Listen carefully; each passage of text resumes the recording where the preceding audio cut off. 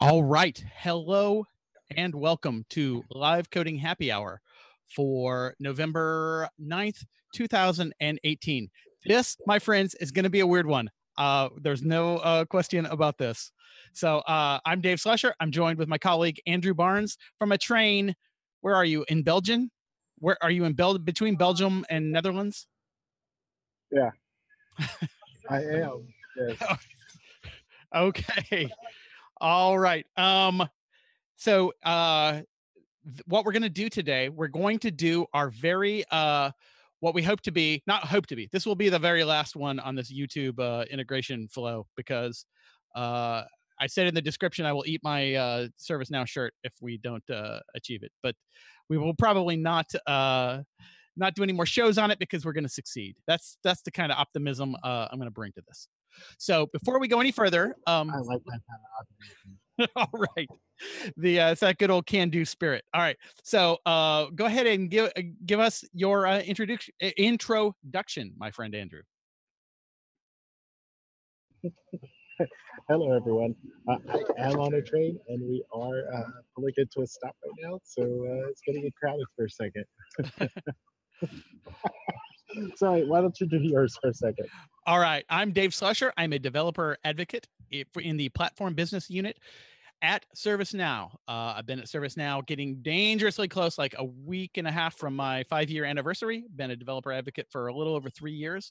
I am, in fact, wearing the shirt that was purchased for me as the developer advocate shirt, because in developer relations, somehow or another, they have determined that the avocado is the symbol of the developer advocate.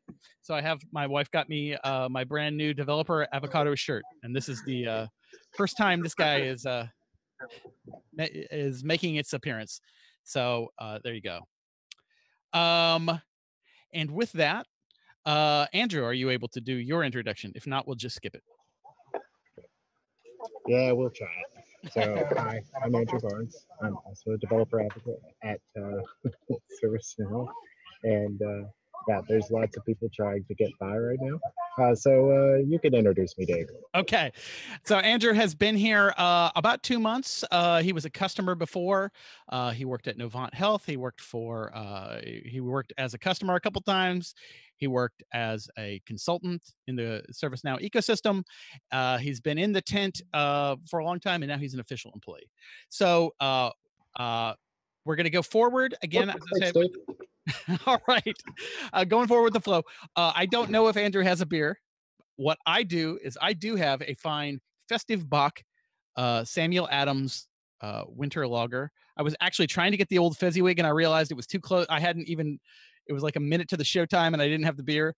One might think because I'm doing this at noon, I wouldn't be having the beer, but I'm having the beer.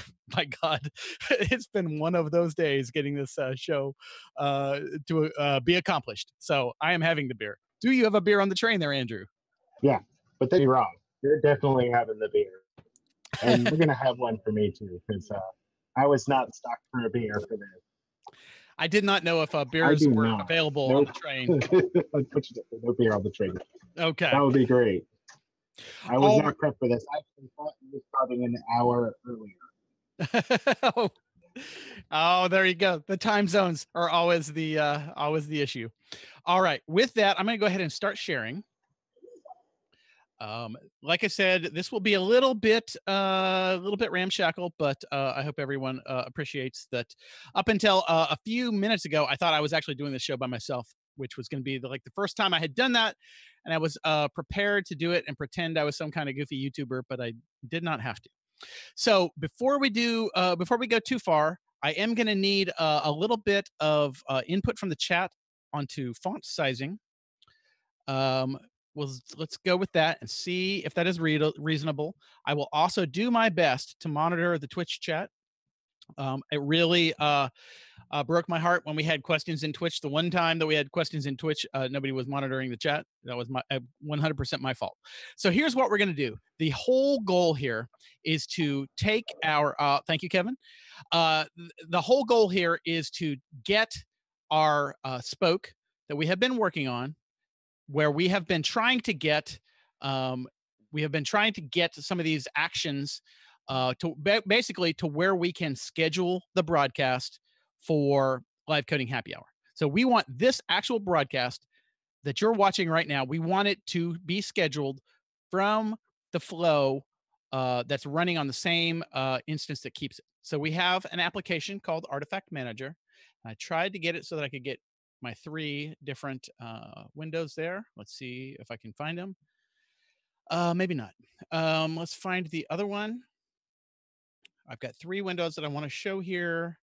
Where's my 3rd one? Did it go away?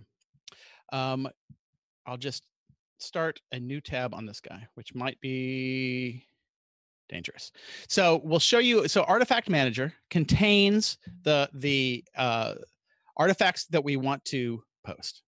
And so we're looking at my development environment where we're my development instance where I'm doing a lot of this work. And so we can see live streams on here. And we can see, and now this is not the production server, but we can see it's got a bunch of these. And live coding happy hour, when we do this in production, we actually do schedule it. We start with this instance, we put the data. Right now we do multiple entry. We enter it in here, then we cut and paste it, we put it in YouTube, et cetera, et cetera. This is not the ServiceNow way. This is not how we want to live our life. We want this thing to be automated. So I've got spokes that publish to YouTube, that schedule a stream, that bind the stream. We've got actions that we've been building. We've been trying to get this thing completed. The whole goal is we want it to be the first third-party spoke ever up on the share site. Well, somebody posted one on Wednesday, so that ship sailed. I blew that. Did not happen. We'll be the second third-party spoke up on share, I guess. So with that, what we're going to do, I'm actually going to, even before we do that, I'm going to take a quick,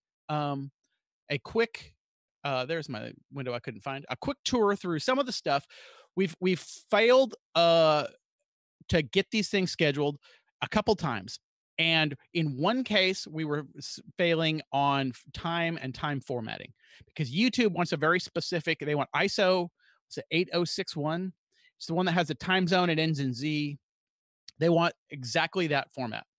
And ServiceNow has a lot of upsides, but one of the things it's not that great at is time formatting. So that we had one stretch where we were trying to do that using hard-coded times and just to get anything to happen.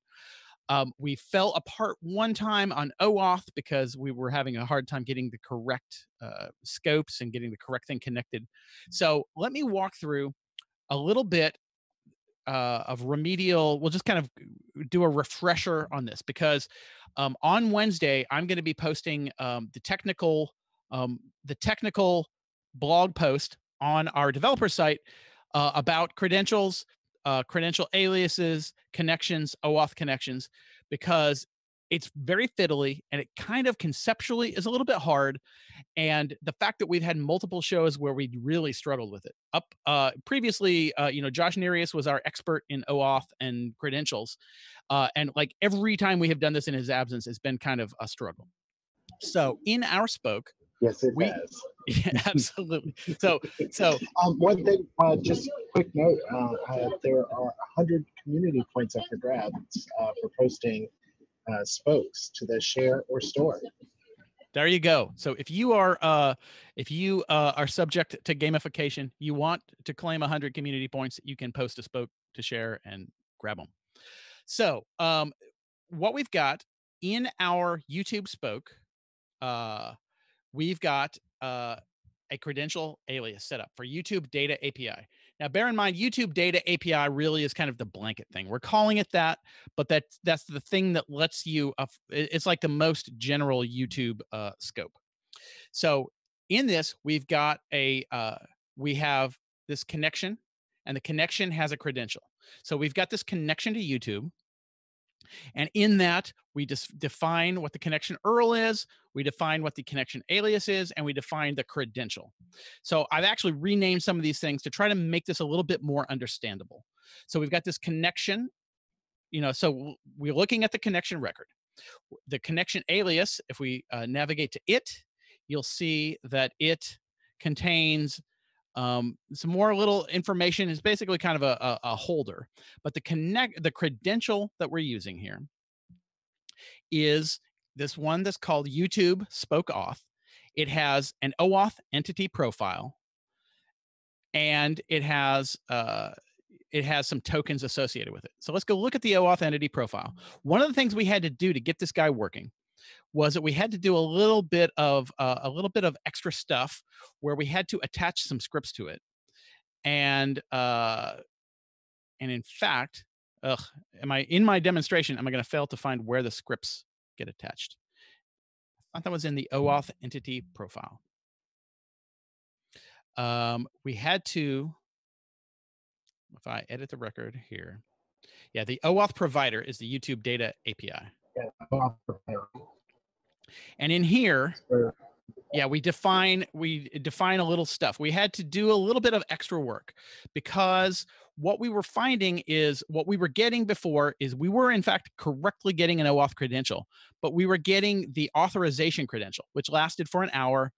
And it meant that if you were trying to do this in any kind of automated fashion, it just flat wouldn't work because you would have to get in there OAuth at an hour, within an hour, of using this, and it was not really working. I'm pretty sure the terminology is access Correct. Credential, not authorization. Okay. Yes. I'm using the wrong term. So it's an access token that we got instead of a refresh token. Right. So what we had to do is we had to do a little bit of stuff with the script. That when we added this script to it, we're doing a little bit of data magic here. And the script that we're attaching to this is that we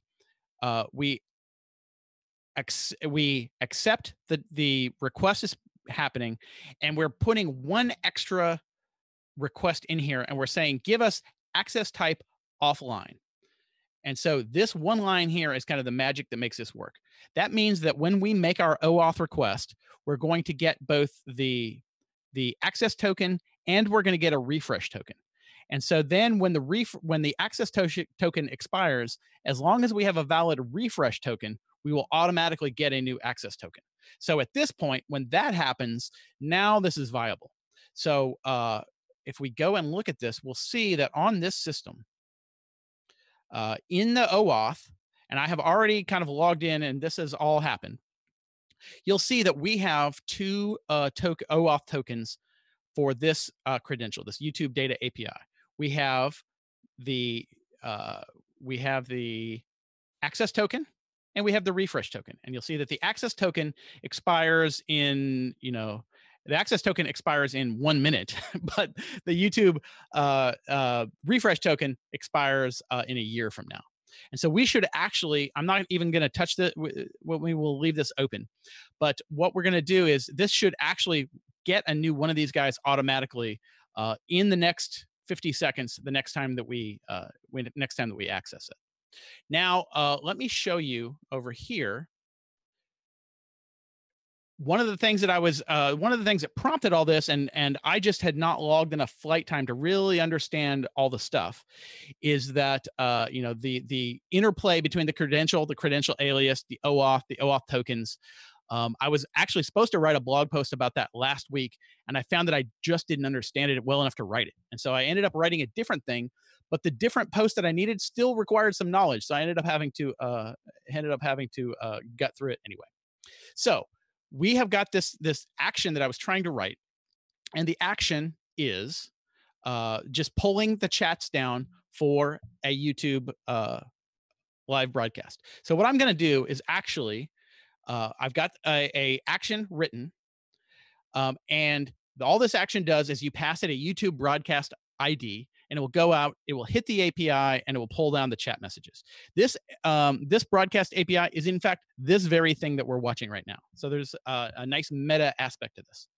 So let me scoot this over to where I can at least see. I'm going to have to shrink it down a little bit so I get the test button. Oh, okay. There's the test button. I'm going to test it. Should run out. It's taking a nice long time. That's good. We always like to see that when it comes back really fast. That is kind of problematic. So it's taken a while. Probably enjoy all of the data I get from that. All right. So testing the flow. Okay. It has finished. Now let's go and look at the flow. And what we're seeing, hopefully, is it completed. And you look, and here's the value of what came back from that. So this is, in fact, the chat. And James Fears just posted like the second before I hit the button. I didn't actually know whether the time was such that I would get his or not because it was so close to the time. But yes, so here are all the chats that have that are happening right now. So what this says, this is not the thing we're showing. This is just showing that the OAuth is working, right? And so if we go back over to our window, which I may or may not be able to find, is if we go back to the tokens. Now, if we see, you'll notice that this guy, we didn't do anything to refresh this guy. It just happened. So all this happened in the machinery. You'll notice that when we made because we had the access token, it actually got a new access to, or because we had the refresh token that was valid, it got a new access token just under the hood, and we did not have to do anything for that. So at this point, anytime in the next year that we use this, we will just continue to get access unless we revoke it, unless we go through and physically delete these, at which point you would have to go and get a new token, right? And you click it, you get the OAuth button, and log into your Google account, and then authorize the application, which is this thing. Okay, so this is all just set up. All right, all good on that? Okay, so now given all that, what we want to do is go to our flow where we schedule a broadcast. So I have worked on this a little bit where I added a few actions, and these, I did not want to like pre-do the work and then just do a demo of it. What I wanted to do was do some of the actual work, but I also wanted to do some of the most boring parts of it and the most problematic parts of it ahead of time. So one of the things that I did is I created an action that will just take, this would live in the artifact manager spoke, not the YouTube spoke, because one of our deals here is that we want to keep our YouTube spokes kind of general, right? I don't want to pass an artifact record to the YouTube's broadcast thing in the YouTube spoke, because we don't want to give it a dependence on artifact manager. So what I decided to do was, and I had a couple failed experiments. I think format times is the correct one. Let's double check. It takes it, and this is definitely not the right one. Let me make sure I've got the right one. Format times, and artifact manager. Get times from live stream, etc. Okay. Let's get this up and running. Oh, don't tell me I didn't save it. Goik. That might be a problem. All right. So hold on 1 second and let us find the other different window. Saving is very important. And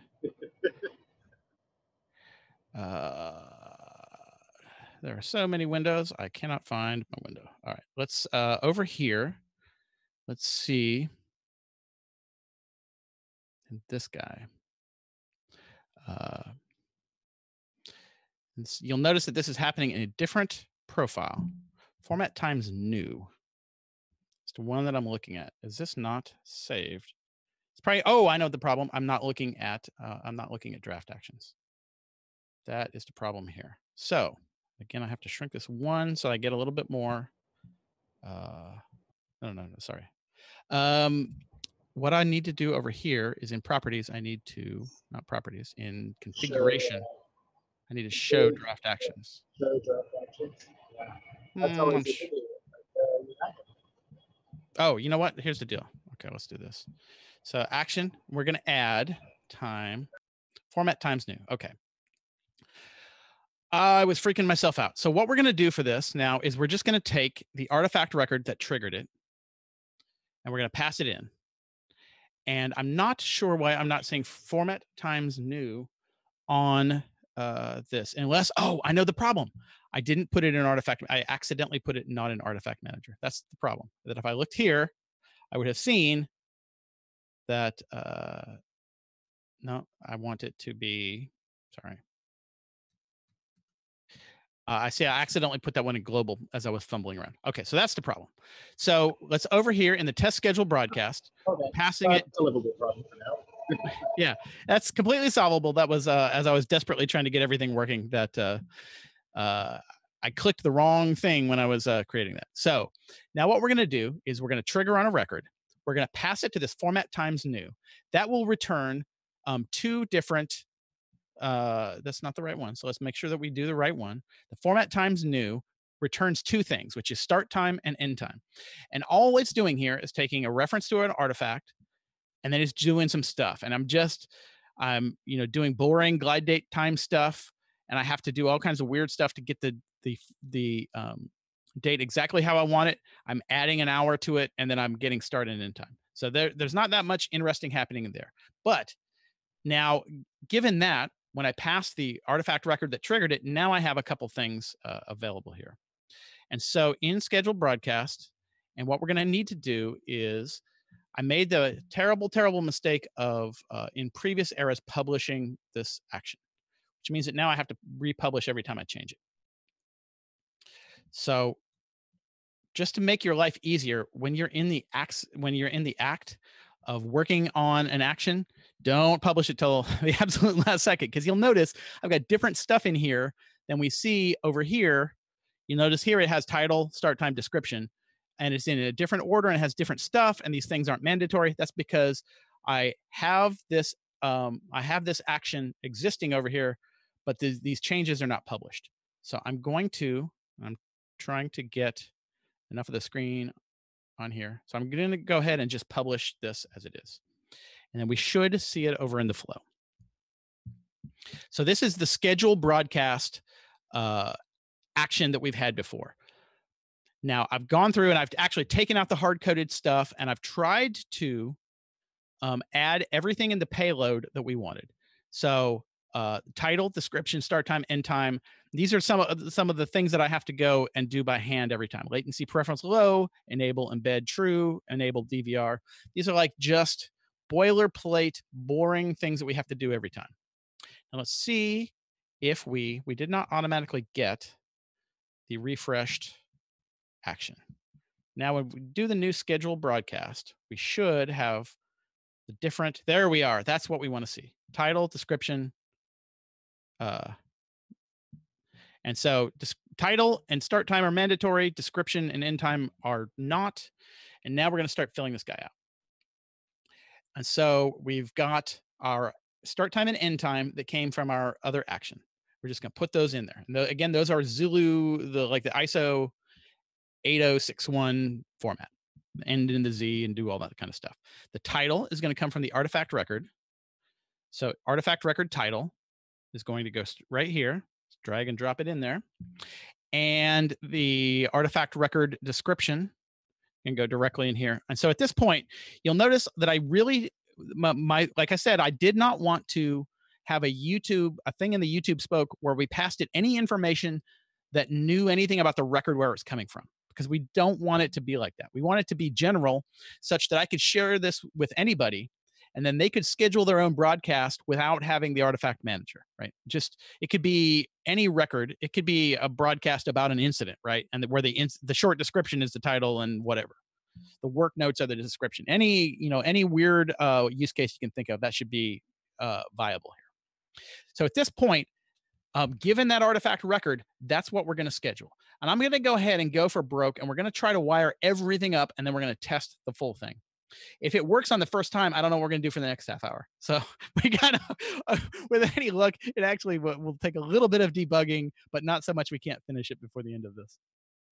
So I'm going to go ahead and add in, what we want to do is also bind the live stream ID. So in the YouTube data model, there's this notion of a broadcast, and that's like the event. So the event that you're watching right now is an event. There is a live stream, where the live stream is the video source that I'm streaming into the event. That's how the data model for YouTube works.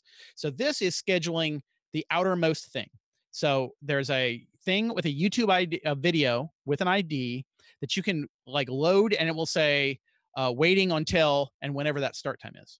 So that exists at the point where you schedule it. What you don't have is any data source. So you got nothing that's streaming the actual data in there. So we have what's called a reusable stream key. And every time we have to go back and reassociate that with this. And in fact, I had more than one stream key that were not sensibly named. And I know Andrew had a little problem with that when I was not around. So what we want to do is we don't want there to be any human error in any of this. We just want we just want these things to come automatically, right? That's why we're doing this whole thing. One of the things that I did also is I added another action called get live stream ID. And I will show you that action, which is extremely simple. So simple that I think that maybe I shouldn't have done it this way. But get live stream ID action does literally one line of code here, which is it gets the property for the YouTube live stream ID. I decided to make this a property that you would have basically one stream ID. This saves me from having to potentially expose it on the screen when we're doing this, which I don't particularly want to do because then people could grief me on that. So this will just look it up in the property, return it. Okay, so that action will just do one and only one thing. So now over here in I'm going to start closing things because I got too much stuff to deal with. So now over here, what I'm going to do is I'm going to add the get live stream. So this is now the configured. Well, basically, I'll do that too. So when this is done, the output of that will be the live stream ID that I want to use. So you can see that this outputs one thing, which is done. And so the live stream ID should be outputting one thing, which is the live stream ID. We'll see if that updates over here. And then given all that, we have an existing action that I have not touched recently. So hopefully this still works. Bind stream to broadcast. And it takes two things, a broadcast ID and a stream ID. Did this ever update? It did not. So I might need to fiddle with this a little. So now we've got a broadcast ID that comes from here. We'll put that here. We've got a stream ID. Actually, I have to get that to update because I cannot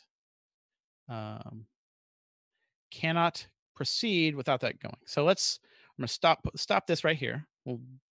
We'll go back to our live stream action, get live stream ID. I think I know the problem, which is I'm getting it here. I probably tested it and then I did not create the output. So let's call it live stream ID. And we'll put it here and we'll save that. So I actually was correctly returning this. I think I probably ran the test, saw that in the output, called it good, and then forgot to ever wire the output of this step, the script step, did not wire it to an output of the action. So now the action should be returning that. If I come over here in my test schedule broadcast, once it updates, the actions, updating, see this processing. Now live stream ID, still not there. Let's see what I'm going to do. Right. Actually, I'm back and I might be useful again. Sorry about that. I had to switch trains. All right. All right. I'm going to go ahead and save and let's see if there's our live stream. Okay. So it refreshed everything after I did the save. So I'm going to go ahead and use the stream ID that we get from that action, which again is just looking it up from the property. So now if you look at this conceptually, here are all, having everything aptly named might be risking the reputation of live coding happy hour. I don't know that I consider our reputation being the ramshackle nature of it, but I guess historically that has been possibly part of it. I'm going to stop right here and take one drink of my fine Sam Adams Winter Lager. Ooh, that's good. Take a second one. You are making me jealous, sir. I am so sad I do not have a beer with me. Though I'm waiting for a train, I could actually. I'm at the airport now, at a station. I could go grab a beer, but I don't think they'll let me carry it down here. All right. So at this point, I'm considering this beer the lunch of champions. One more sip. Oh, so good. All right. So now, conceptually, theoretically, we have everything that we want here, right? We've got the artifact. And in fact, let me show this too. I've updated the triggers a little bit.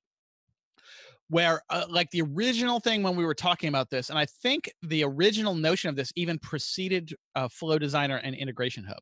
Originally, we were talking about having a UI action that would trigger an integration.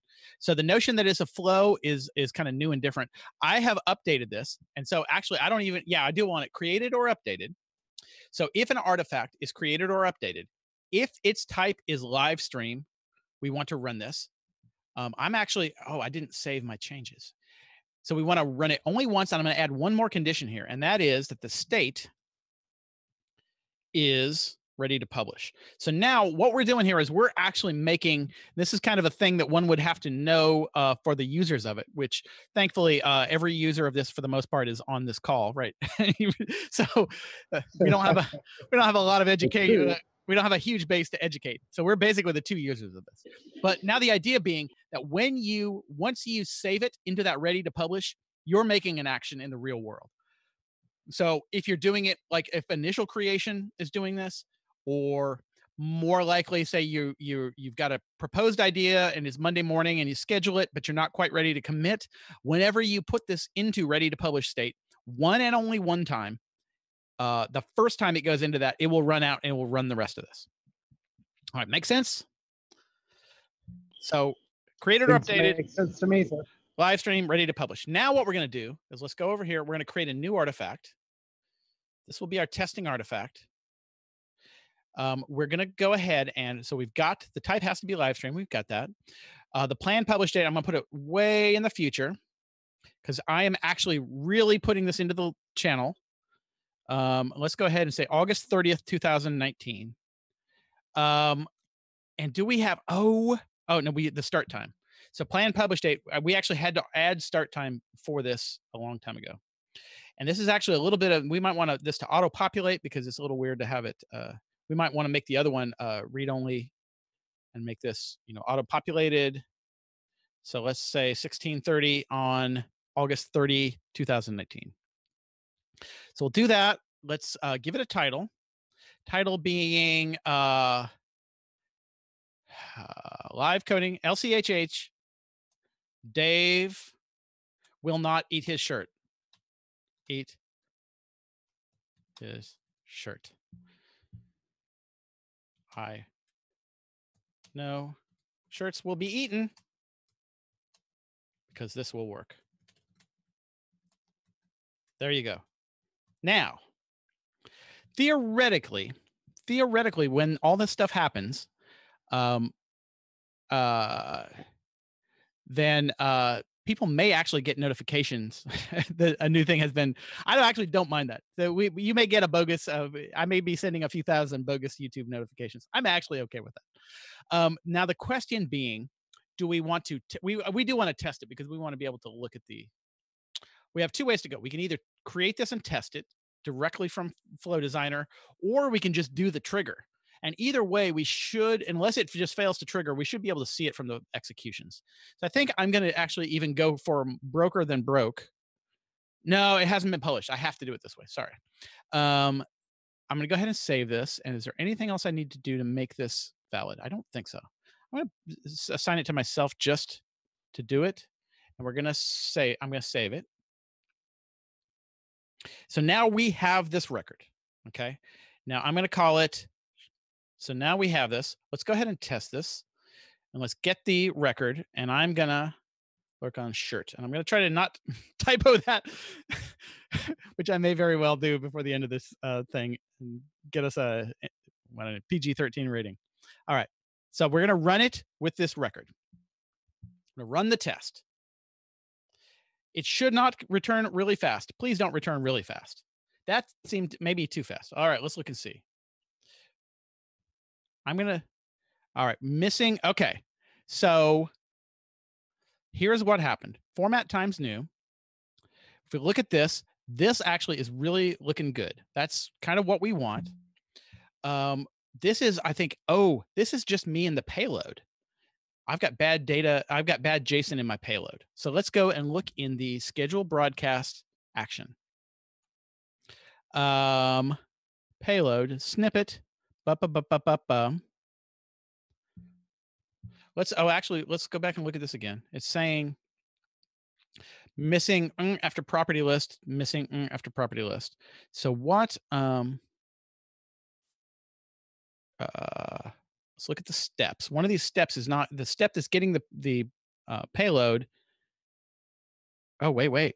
No payload happening at all? All right. So there's the configuration. The payload, yeah, the payload's not being returned at all. So that's a little bit of a problem here. So if we go in here, do I have a syntax error? This is actually a problem in my, yeah, it looks like actually trying to stringify the payload. Oh, is that the problem? No, that's the fact that this guy does not do the nice syntax highlighting does not show you the errors is a little bit of a issue for me. So we got snippet.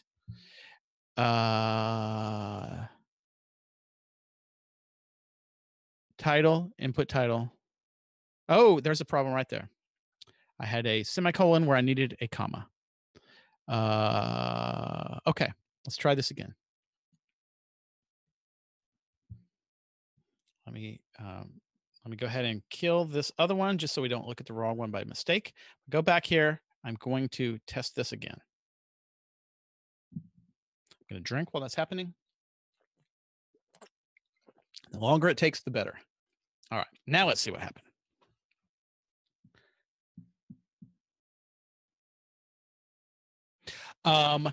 Better.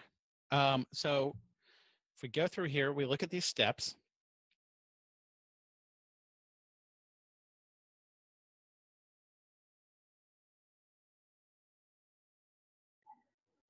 Yeah, I always get nervous when the test run goes too fast. No.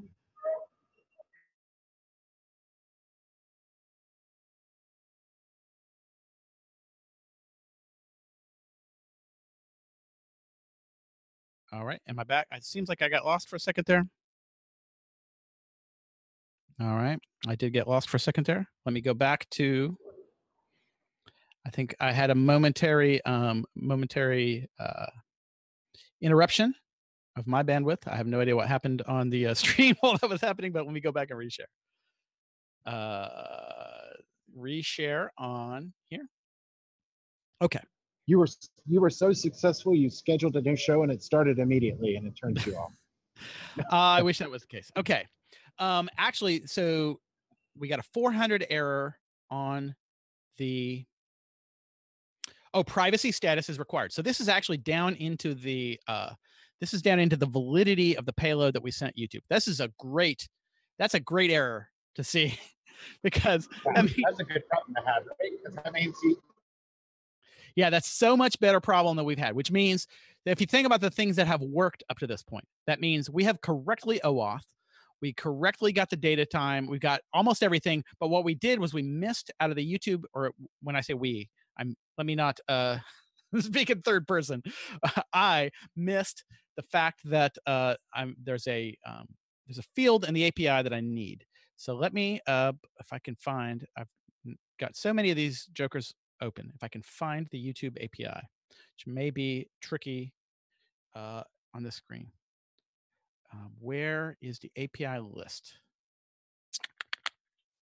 Current, that's not it. That's not it. What I need to do is find, it might be easier to open a new window than find the existing one. This one is, no, that's also not it. All right. I'm actually going to find YouTube schedule broadcast. Easier to do it this way than, all right. So broadcast and streams. And where's the scheduled broadcast? Live broadcast resource, insert. So the required parameter, so it's saying basically in this payload, I did not give it a privacy status. Oh, and must specify, it says right here, must specify a value, and I didn't do it. So in the status, I need a status privacy status. So let's go back over to my flow designer. And in my building of the payload, which is in schedule broadcast action, in the building of the payload,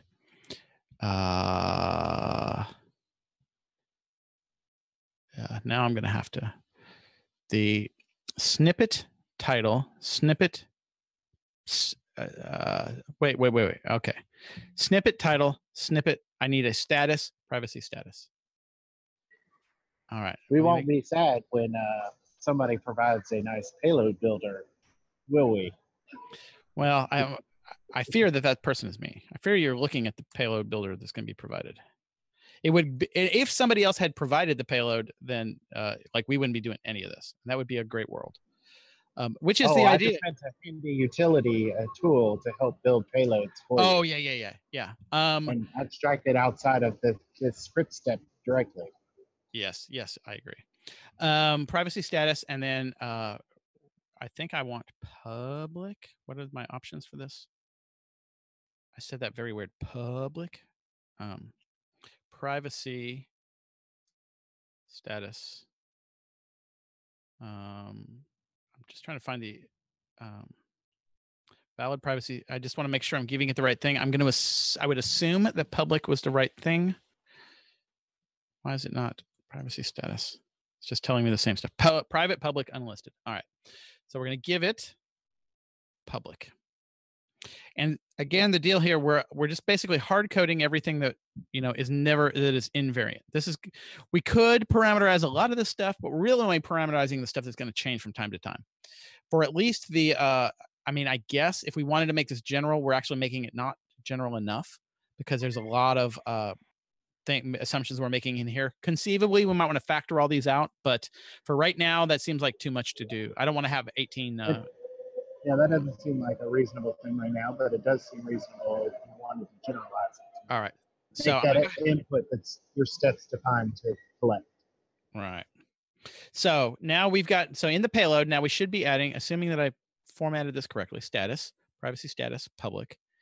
We should now be correctly generating that. And let me close a few more of these guys. If I can get that over there. So am I actually, schedule broadcast, come back over here and we're going to test this guy. Oh, no. We want test schedule broadcast. Wait. Did I just jump the tracks to a window? I don't think you saved the action. This is the one that I was working in. Right. All right. So we're over here. Let's go ahead and save this guy because this actually isn't saved. That's the problem.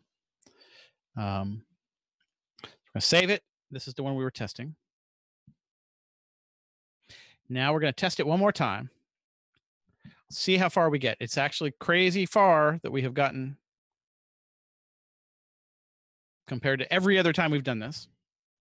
Having another drink. My liquid lunch, Madman style. Not a martini, but close enough. Did I mess up formatting JSON again? I recall the button still being blue from not being saved, but maybe you did save it.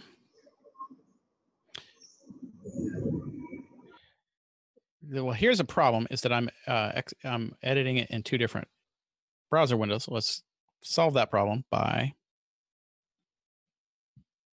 finding my other window and getting it out of there.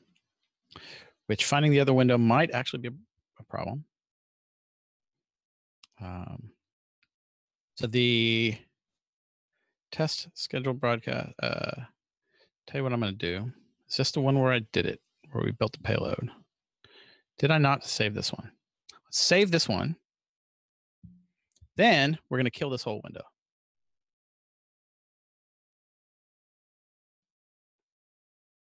So hopefully,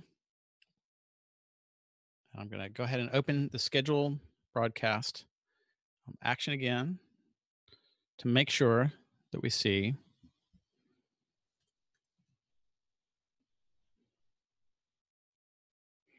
So we want to see in here, we want to see our right payload.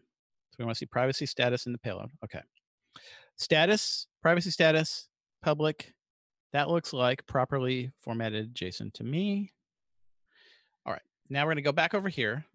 We're going to get rid of that execution. We're going to test the scheduled broadcast again. It's reloading. We're going to do this. About 15 minutes. Can we see this thing schedule in the next 15 minutes? I'm going to tell you that wasn't long enough. I can tell you, I've got a feel for this that did not make it all the way to the end. Still having problems with this. This is not where I thought we would be having problems. All right, this is where people watching, let me click over to Twitch, no messages there. If anybody can see by eyeballing what I am doing wrong here, status, how is this not, how is this data structure not returning? Why is it erroring out on this? Status, privacy status, public. I've got a comma after that. But maybe just throw it in the tester in YouTube to see how it goes. See that? You're saying in the API, I'm sorry, you're flanging out in the API builder, see what theirs looks like? Yeah. Let's see, we can do that. So over here in the insert, try it now.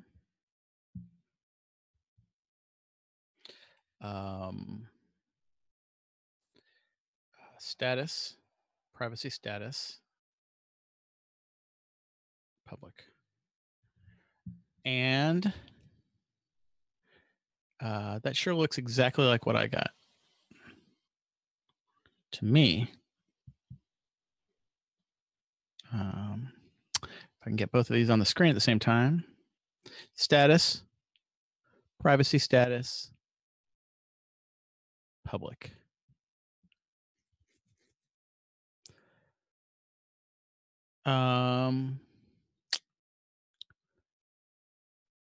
Snippet.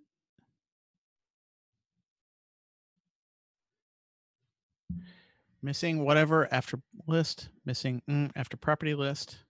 It's telling me I've got one too few brackets. I certainly am not seeing that. Oh, here's the problem. It's back to the original problem that I fixed in a different window and then didn't save it over here. That's the problem. All right. Oh, John Messer V had it. Oh, all right. I'm going to give you credit for that because I saw that before I saw your message, but you were correct, John. All right, here we go. Let's do this again. Now, this will take a nice long time. That's long. That's good.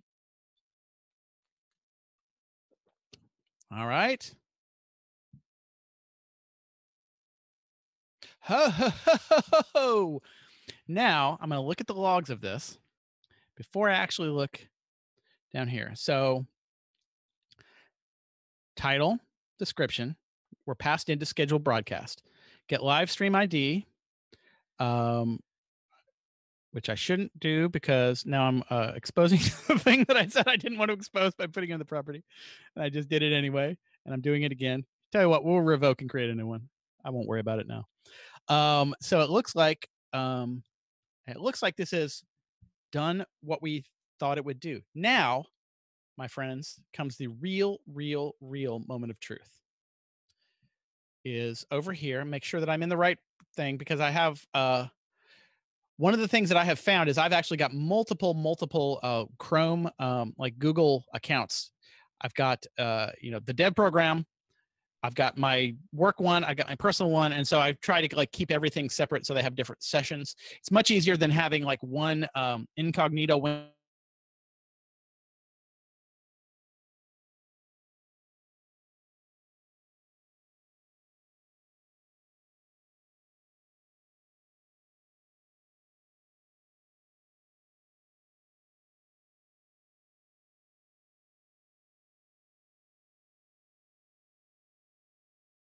Did I get lost again? All right.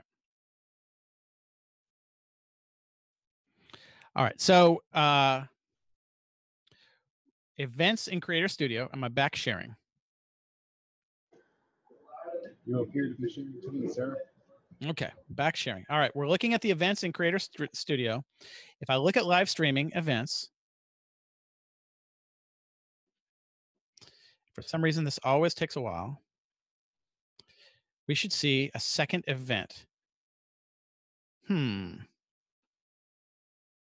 not seeing the event. However, here's the deal is it gave us a YouTube URL. Is it so far in the future that it's not showing it? What happens if we look at that YouTube URL? Oh, look at that. Live in 294 days. Oh my goodness.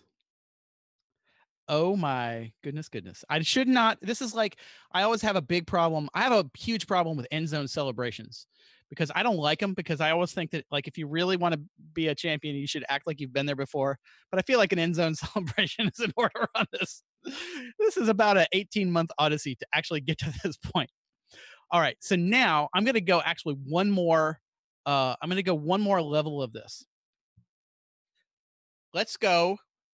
So that was doing it with the test and the test trigger. So let's go for broke here. And let us just walk through actually creating it. And again, I think wow, you really are brave. I am brave. This is the one. So we're going to go through. We're going to schedule new, and that one I'm actually going to schedule it not so far into the future, because I think actually Google, I think the reason, I don't know why it's not showing me, because it does exist. Why is it not showing me that one, I wonder? It's only showing the current one. Oh, because I'm viewing live. Upcoming versus live. And there's the upcoming. What I want to do is view. Oh, this is a new thing. I can't look at them. I can't look at the current and the upcoming at the same time. So if I look at, okay, upcoming is what I want. So we can't actually see it there. So we're going to come over here and let's say, let's create a new one. So let's go back to the list. Let's create a new live stream. Oh, of course, we lost our stack. Create a new live stream.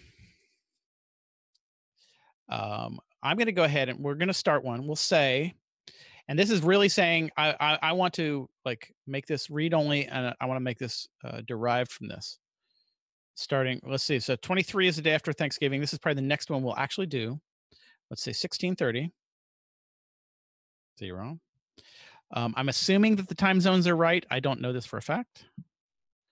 I tried to get the time zones right when I was doing the formatting, and in my like unit test it looked all right. I'm presuming that it's all right. I can't guarantee that.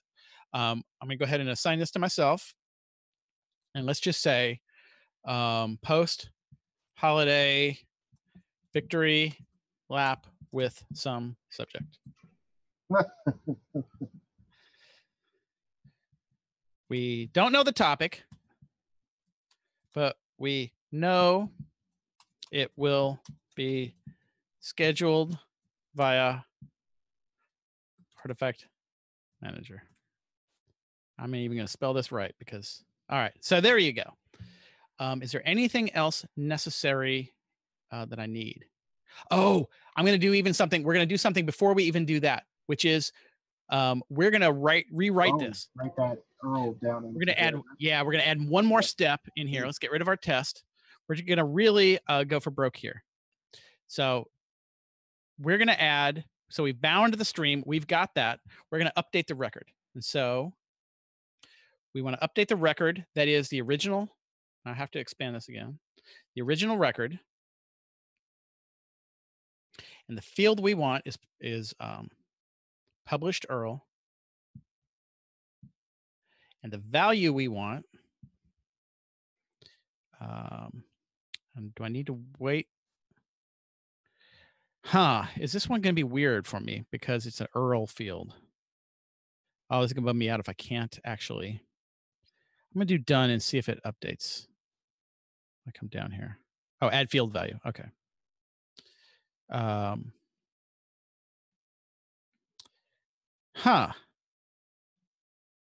Let's say I do light count. Oh no, don't tell me. The URL, does it treat the URLs different because it has that unlock thing? Oh, now this is just, I'm going to treat this as just a YouTube or a Flow Designer oddity. Something's being weird about the UI right now. In fact, all these fields are being weird. So let's add a new one. Hopefully this one will work again. Published URL. Why is it not giving me the URL to the field to add it? This is not the hill I'm going to die on. I'm going to delete this. We're not going to worry about it. If I can't, so this is a thing maybe I will find out, is if the URL is something that actually is special and it's not a thing that we can easily do, then we'll do something different. We could write an action that does it. Yeah. I'm gonna go ahead and just delete it. And in fact, I think this is, I don't think that this is, I think this is the UI acting up on me because I think the UI is just being I'm gonna go ahead and I've had that field be squirrely on me just like this before. So okay. I do not want to delete it. And let's just see. Yeah, see that's let me give it one more chance to be right, and then I'm not gonna worry about it. All right, not gonna worry about it. All right, so we're going to delete that. We're going to save it. Now what we're going to do is just, I was going to save it back, but I'm not going to save it back. We will do that in the future. Now I'm going to submit this. Now the state is still an idea, so we're going to submit it. It should be, there, but we'll go ahead and sort it this way. Get that on top. Whoa, wait, where did my? Let's do updated. You can see that I'm not on my standard instance. I did this because we're already because this is the one where I wanted to be logged in to the YouTube. All right, so post-holiday victory lap. So if we look over here at our executions, we should not see an execution for that. So that was our complete test, et cetera, et cetera. Now we're going to go ahead and we're going to change the state to ready to publish. It bums me out that we're so close and I can't do it with that update record. But all right, well, we're going to update this. Now, come over here. I guess I shouldn't do this because we have the potential to take a victory and make it a failure by this not working. But we've got a provisional victory no matter what else happens. And if I go away and I come back, complete. Did I not? Got live stream, state is ready to publish. I updated it. It may just take a few minutes. It is asynchronous, so it took 2 seconds to get to Flow and took 49. It's past sort of reasonable. Oh, you know why? It's not published. It's not going to do this until I publish. Draft. It's in draft. Let's go ahead and I'm just gonna go ahead and activate it. Activate. I'm really going for broke by activating this. Could not publish flow as action instance is not published. Oh, I gotta. Oh. Well, you know what? Should I go ahead and just publish everything? Let's do it. So that means I got to publish. Saying I got to publish format times, schedule broadcast, live stream ID. All right, let's do it. Schedule broadcast. Let's publish it. Really going for broke here.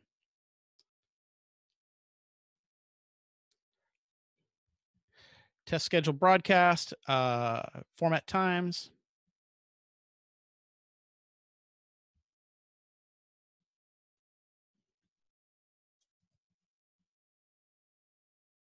Format times new is the one I want, the one that's accidentally in global. Publish that. And then I also want to do, what was the last one I needed to do? Get live stream ID.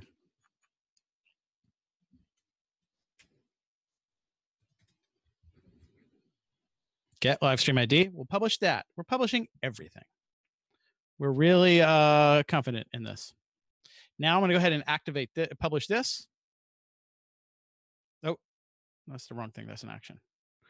What I was trying to do was activate this flow. I'm going to activate this flow. And this should, like any, I'm just going to go ahead and change this trivially. This should still trigger because the flow hasn't run. It's a create or update. Come over here for flow executions. And we're kind of on time. We're a little past time. 3206. What are these guys? Waiting for flow execution data.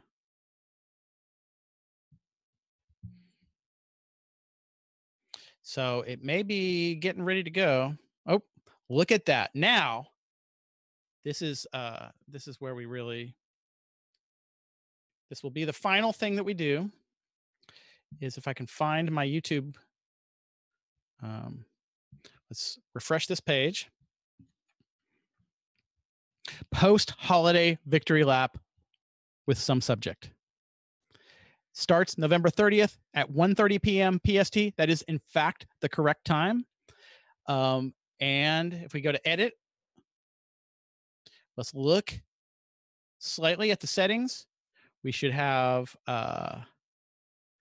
the latency should be low latency. Look at that. This is the thing that I click. The only things that are here, the caption certification is not set. The language is not set. The ingestion settings should have my stream key. And look at that, the reusable stream. This is touchdown. As James Fears says, touchdown. This is in fact viable. We could go with this stream. So that was basically That's freaking victory right there. Total unqualified success. I'm going to stop the share this second because there is no point in touching another thing. All right. So in fact, Andrew, you have left your train. You're walking down the hotel. I am now in the hotel. This is really around the stability, and now I no longer need stability. This is historic in a couple ways, right? We completed a thing. I would have to go back and look at the records to see the first time we tried to do any YouTube scheduling integration. As I said, it was a long time ago. I'm pretty sure it preceded the very first. It preceded the release of Flow Designer for sure, because the original versions weren't using it. And then we rewrote it trying to do it with Flow Designer. And so now, one of the things to note is, like, as I said a couple times, that's not with a schedule, an artifact action. It's with a generic schedule, a YouTube action that exists in the middle of a flow that has some artifact specific actions, which is the one that extracts the time out of it. But mostly those are generic YouTube actions. And there's an artifact specific action that says, look for my property and get me the live stream ID. So those are artifact specific. The rest of them are generic YouTube. So in practice, you'll see that this is like the power of Flow Designer, right? We have a thing that is, we have basically multiple different problem domains. We have the artifact, and we have what it knows about, and we have the YouTube and what it knows about, and we have wired together multiple things from multiple different spokes to make this happen. So, wow. I honestly, for all the bluster and bravado in this, I actually was not 100% sure it was going to happen. So, so now you'll see that, like, all the things that have had to happen to get it to this point, right? We had to figure out the OAuth stuff that were really challenging for us. We had to figure out the YouTube API stuff, which was kind of challenging. And even now, having finally successfully done it, the YouTube API still, and their data model is still a little bit weird to me, right? With the broadcast versus the event versus the live stream, like unwinding all that. For the longest time, we were actually creating a stream thinking that was the event, like thinking the broadcast that you get the live. But you were creating new. We were creating new keys. In fact, the problem you had was a leftover one I just failed to delete. That was actually created by the API during one of these earlier tests. So, oh yeah, the fake reusable stream key. correct. The one I was had trouble with. Yeah. So anyway, when we're on camera, we're actually kind of small. I'm making a fast update to OBS. So anyway, last chance for any chat or anything like that. Let me double check Twitch. See, used a formatter in the REST API Explorer. Hello, YBB0K. Yes, we could have done that. This is when we were working in the when we were working on the payload. So thank you for we appreciate our Twitch people. Yes, we do. We have like 3 orders of magnitude fewer subscribers on Twitch, partly because Andrew and I are I don't know what's the polite way to say, above the Twitch demographic age. We're old. We're old. He went straight to it. So anyway, with that, it's going to be, so Andrew, tell everybody where you're at right now and why you're there.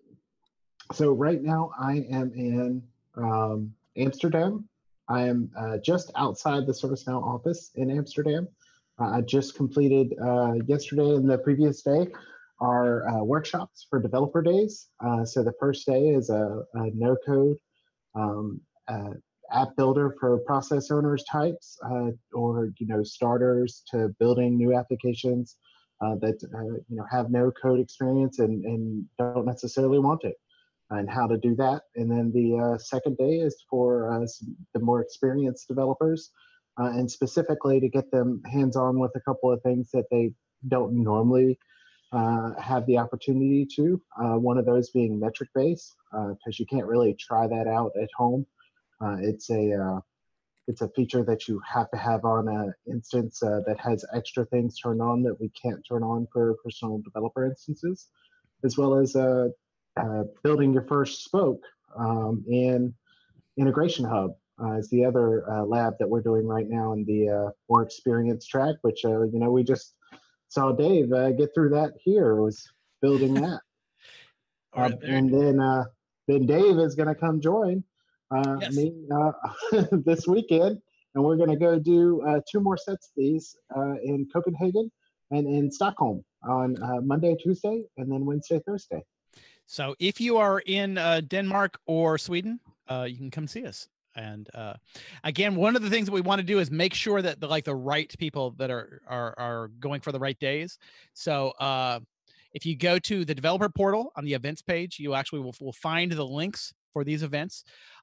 Probably most people watching this would be less interested in day one, because day one is although we were doing flow designery stuff, like the actual building of the actions and things like that would be beyond the scope of that.